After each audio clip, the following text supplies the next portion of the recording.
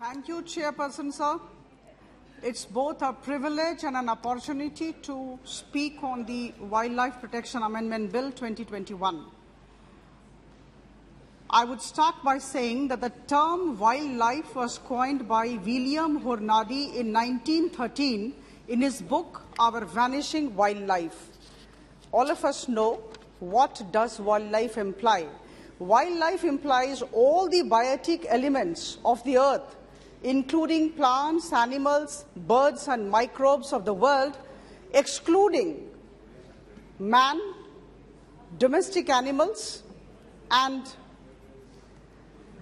cultivated plants. Sir, this particular bill is an example of the fact, is an indication of the fact that our government, Honorable Prime Minister Modi's government, has always tried to seek opinion of all as regards the amendments to be made. The other bill also I had spoken on, it had also gone to the Parliamentary Standing Committee. This particular bill had also been sent by the Ministry to the Parliamentary Standing Committee.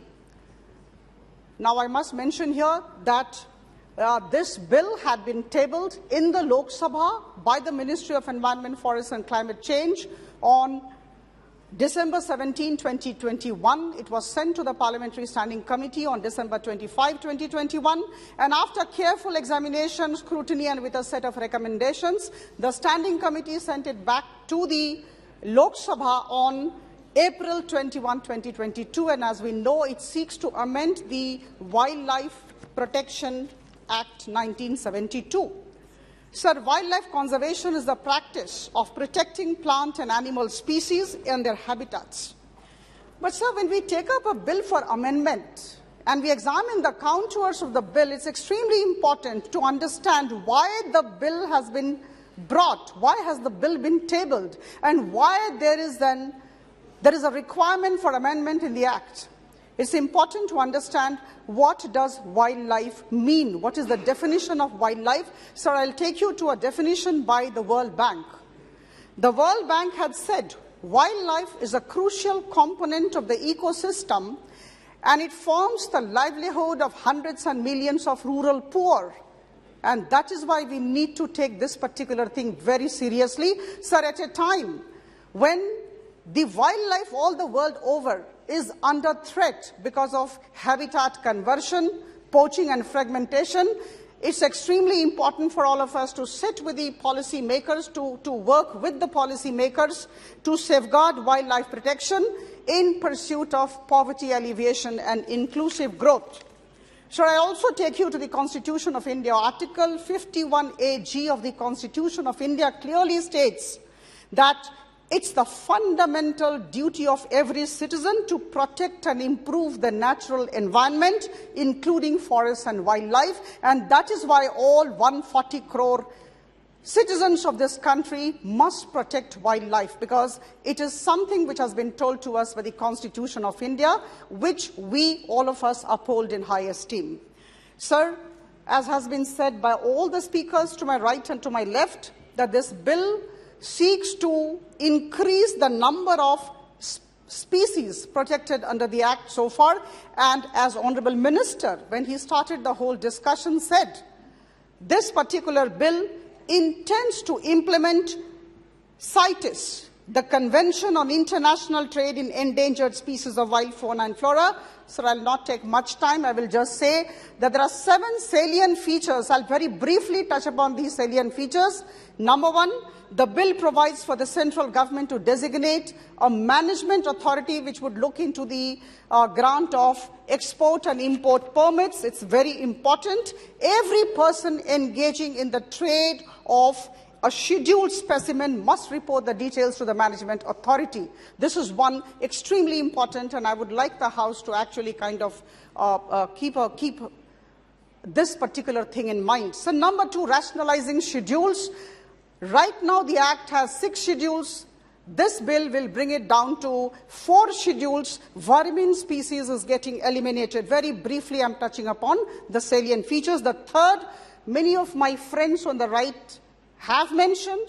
At the cost of being repetitive, I would say that we also talk of invasive alien species. Sir, this refers to plant and animal which are not native to India and whose introduction to the country would adversely impact our wildlife and their habitat. So we have to handle them very carefully, sir.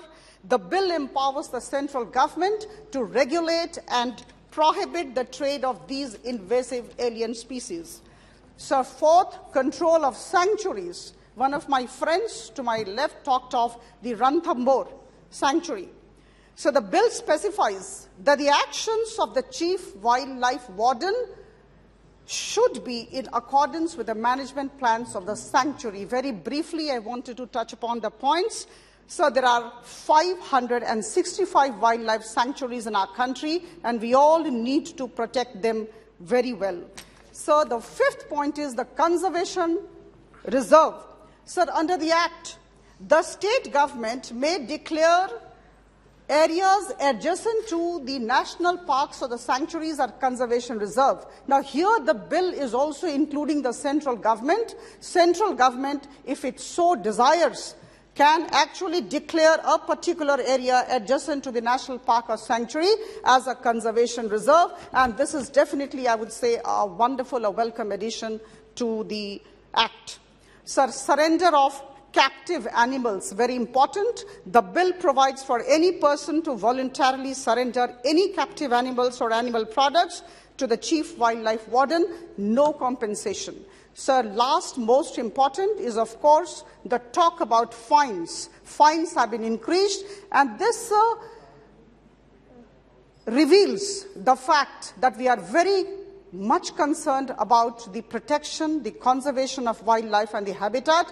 Fines have been increased from 25,000 to rupees 1 lakh, and for specially protected animals from at least rupees 10,000 to at least rupees 25,000.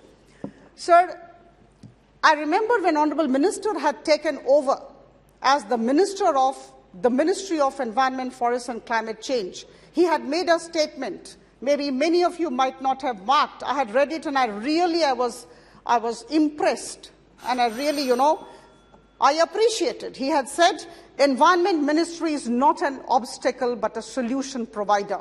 So the second thing I would definitely like to mention here, I would like to quote Mahatma Gandhi. Mahatma Gandhi has said, the greatness of a nation and its moral progress can be judged by the way its animals are being treated. Very interesting. And sir, of course, a couple of months back, we were all listening to Mann Ki Baat on the last Sunday of the month.